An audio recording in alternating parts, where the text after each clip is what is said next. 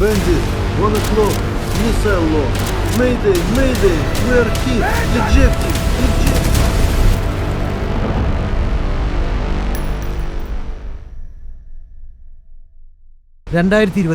April മാസം ലോകം മറ്റൊരു വലിയ സംഘർഷത്തിലേക്ക് നീങ്ങുന്ന നാളുകൾ. Threat level is rising in the eastern sector. Confirmed. Rerouting assets now. What are the projections? Escalation imminent. ശത്രുരാജ്യത്തിലെ ഹൃദയഭാഗത്ത് ഏതു നിമിഷവും മരണം പതിയിരിക്കുന്ന പർവ്വതനിരകളിൽ ഒരു അമേരിക്കൻ വ്യോമസേന ഉദ്യോഗസ്ഥൻ ഒറ്റപ്പെടുന്നു. അമേരിക്കൻ സൈന്യത്തിന്റെ F-15E യുദ്ധവിമാനം ഇറാനിൽ വെടിയേറ്റ് വീഴുമ്പോൾ അത് വെറുമൊരു തകർച്ചയായിരുന്നില്ല, മറിച്ച് ആധുനിക ചരിത്രത്തിലെ ഏറ്റവും സങ്കീർണവും നാടകീയവുമായ ഒരു രക്ഷാപ്രവർത്തനത്തിന്റെ തുടക്കമായിരുന്നു. സ്വന്തം ജീവൻ നിലനിർത്താൻ 36 മണിക്കൂറുകൾ പ്രകൃതിയോടും ശത്രുക്കളോടും പടപൊരുതിയ ഒരു സൈനികന്റെ അവിശ്വസനീയമായ കഥയാണിത്.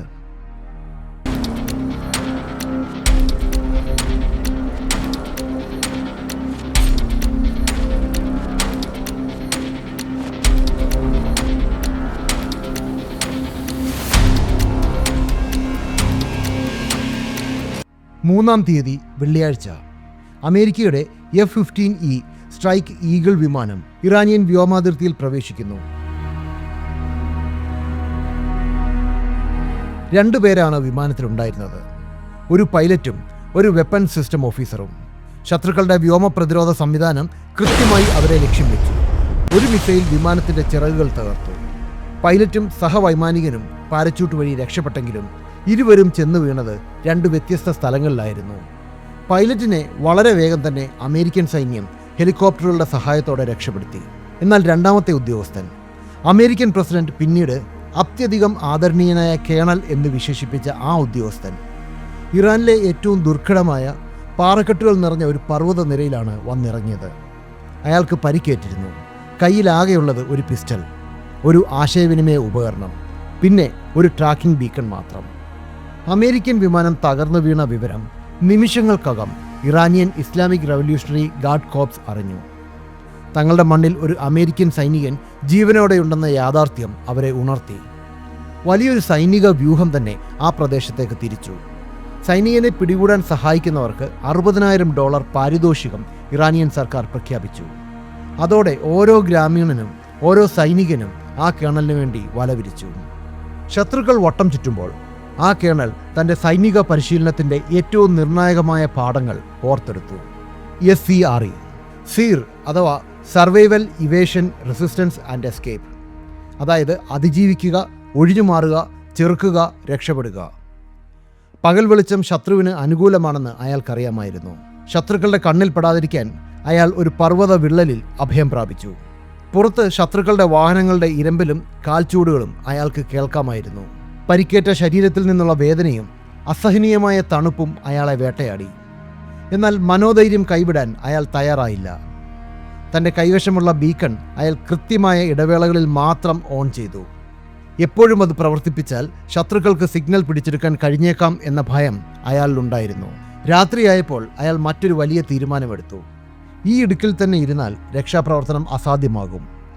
റേഡിയോ സിഗ്നലുകൾക്ക് കൂടുതൽ വ്യക്തത ലഭിക്കാനും ഹെലികോപ്റ്ററുകൾക്ക് തന്നെ പെട്ടെന്ന് കണ്ടെത്താനും ഉയർന്ന പ്രദേശത്തേക്ക് മാറണം. പരിക്കുകൾ വകവയ്ക്കാതെ ജീവൻ പണയം വെച്ച് അയാൾ ആ പർവ്വതത്തിൻ്റെ മുകളിലേക്ക് ഇഴഞ്ഞു കയറാൻ തുടങ്ങി. സമുദ്രനിരപ്പിൽ നിന്ന് ഏകദേശം 7000 അടി ഉയരത്തിലുള്ള ഒരു മലഞ്ചെരുവിലേക്കായിരുന്നു ആ ദുർഘടമായ യാത്ര. കേണലിൻ്റെ ബീക്കൺ സിഗ്നൽ അമേരിക്കൻ സൈന്യത്തിന് ലഭിച്ചിരുന്നു. അയാൾ എവിടെയാണെന്ന് അവർക്ക് കൃത്യമായി അറിയാം. എന്നാൽ അവിടെ എത്തി അയാളെ രക്ഷിക്കുക എന്നത് അസാധ്യമായ കാര്യമായിരുന്നു. കാരണം ഇറാനിയൻ സൈന്യം ആ പ്രദേശം മുഴുവൻ വളഞ്ഞിരുന്നു. ഒരു വലിയ സൈനിക നീക്കം നടത്തിയാൽ അത് വലിയ യുദ്ധത്തിലേക്ക് വഴിമാറും. കൂടാതെ സൈനികന്റെ ജീവനും അപകടത്തിലാകും. ഇവിടെയാണ് അമേരിക്കൻ ചാരസംഘടനയായ CIA തങ്ങളുടെ തന്ത്രം മെനഞ്ഞത്. അവർ ഒരു വ്യാജ വാർത്ത സൃഷ്ടിച്ചു. കാണാതായ അമേരിക്കൻ സൈനികനെ മറ്റ് ഏജന്റുമാർ മുഖേന ഇതിനകം തന്നെ അതിർത്തി കടത്തി രക്ഷപ്പെടുത്തി എന്നൊരു കിംവദന്തി CIA ഇറാനിയൻ ഇന്റലിജൻസ് ശൃംഖലയിലേക്ക് ചോർത്തി നൽകി. ഇത് ഇറാനിയൻ സൈന്യത്തെ വലിയ തോതിൽ ആശയക്കുഴപ്പത്തിലാക്കി. പർവ്വതനിരകളിൽ തെരച്ചിൽ നടത്തിയിരുന്ന പല സംഘങ്ങളെയും ഇറാൻ തിരിച്ചു വിളിക്കുകയോ അതിർത്തിയിലേക്ക് മാറ്റുകയോ ചെയ്തു. ഈ തന്ത്രം അമേരിക്കയ്ക്ക് നൽകിയത് ഏറ്റവും വിലപ്പെട്ട ഒന്നായിരുന്നു: സമയം. ഏപ്രിൽ 5 ഞായറാഴ്ച പുലർച്ചെ. അവസരത്തിനായി കാത്തിരുന്ന അമേരിക്കൻ പ്രതിരോധ ആസ്ഥാനത്ത് നിന്ന് ഗ്രീൻ സിഗ്നൽ ലഭിച്ചു. അമേരിക്കൻ ചരിത്രത്തിലെ തന്നെ ഏറ്റവും സങ്കീർണമായ രക്ഷാദൗത്യങ്ങളിലൊന്ന് ആരംഭിക്കുകയാണ്. ഏത് പ്രതിരോധത്തെയും തകർക്കാൻ ശേഷിയുള്ള അത്യുഗ്രൻ ആയുധങ്ങളേന്തിയ ഡസൻ കണക്കിന് പോർ വിമാനങ്ങൾ ആകാശത്ത് സുരക്ഷാ കവചമൊരുക്കി.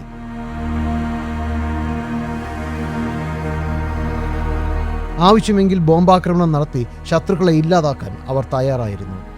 ഇസ്രയേൽ സൈന്യത്തിന്റെ രഹസ്യാന്വേഷണ വിവരങ്ങളും ഈ ദൗത്യത്തിന് കരുത്തേകി.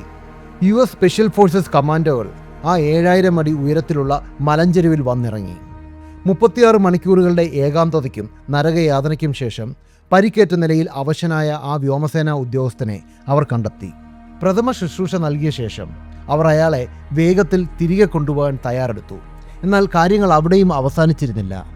രക്ഷപ്പെടുത്തിയ ഉദ്യോഗസ്ഥനെയും വഹിച്ച് പറന്നുയരാൻ തയ്യാറായി നിന്നിരുന്ന വിമാനങ്ങളിലൊന്നിന് പെട്ടെന്ന് സാങ്കേതിക തകരാർ സംഭവിച്ചു. സമയം വളരെ വിലപ്പെട്ടതാണ്. ഇറാനിയൻ സൈന്യം ഏതു നിമിഷവും അവിടെ എത്താം. തകരാറിലായ വിമാനം ശത്രുക്കളുടെ കൈകളിൽ പെടാതിരിക്കാൻ അമേരിക്കൻ സൈന്യം ആ വിമാനം അവിടെ വെച്ച് തന്നെ സ്ഫോടനത്തിൽ തകർത്തു. പിന്നീട് എല്ലാവരും അടുത്ത വിമാനത്തിൽ കയറി ആകാശത്തേക്ക് കുതിച്ചുയർന്നു. ഞായറാഴ്ച പുലർച്ചെ ഈ വാർത്ത ലോകമറിഞ്ഞു. നമ്മൾ അദ്ദേഹത്തെ തിരികെ കൊണ്ടുവന്നിരിക്കുന്നു, തികച്ചും സുരക്ഷിതനായി. ഒരു വ്യക്തിയുടെ ജീവന് ഒരു രാജ്യം എത്രത്തോളം വില കൽപ്പിക്കുന്നു എന്നതിൻ്റെ ഏറ്റവും വലിയ ഉദാഹരണമായി ഈ സംഭവം ചരിത്രത്തിൽ ഇടം പിടിച്ചു.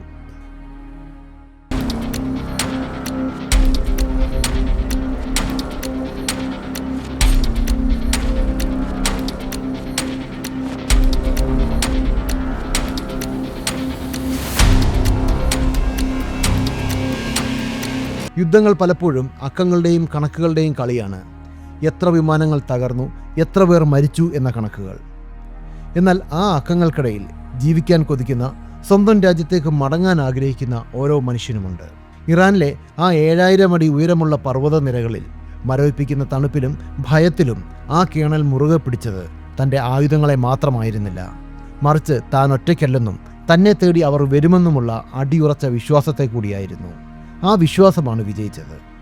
അതുകൊണ്ട് തന്നെ മനുഷ്യൻ്റെ ഇച്ഛാശക്തിയുടെ, അതിജീവനത്തിൻ്റെ അവിസ്മരണീയമായ കഥകളിലൊന്നായി ഈ സംഭവം മാറുന്നു. സേഫ് ആൻഡ് സൗണ്ട്, അത് എക്കാലവും നിലനിൽക്കും.